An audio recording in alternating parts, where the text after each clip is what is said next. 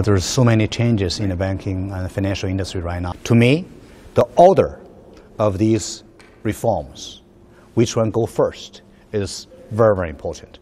Sometimes it's even more important than the reform itself, because you want to make sure the order itself is correct.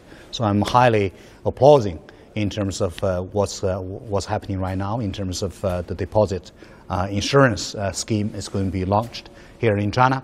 And there's a big story in the capital market is changing from the in Chinese approval system to the register system for the companies to get listed.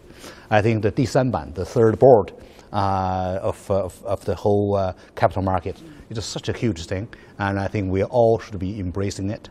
And there's so many regional capital market or trading market exchanges going on, not only capital market, but some are for assets, leasing assets,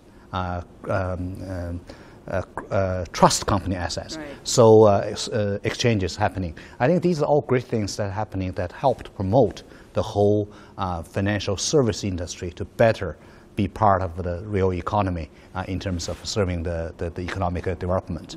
The key here is everyone will say, and I would agree, the whole China, the financial service is still not meeting the demand.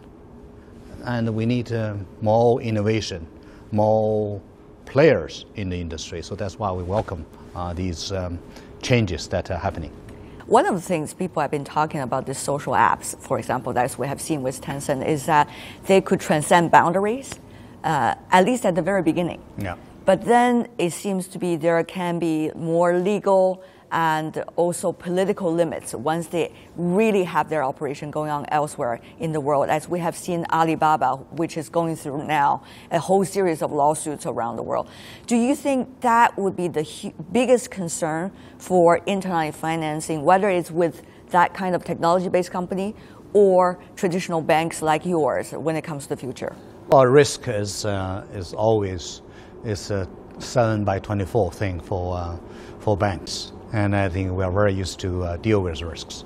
I think it is true that for internet banking or internet finance, I think we need to watch the risk and watch it very, very carefully.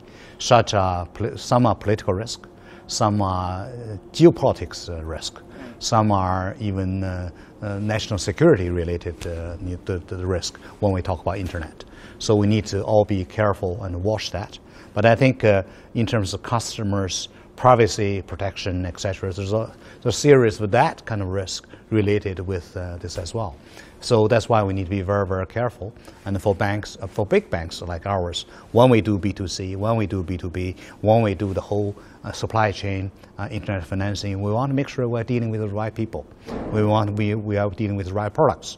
We have the right process. So this way, our product, our internet will be proportionate to ICBC's reputation.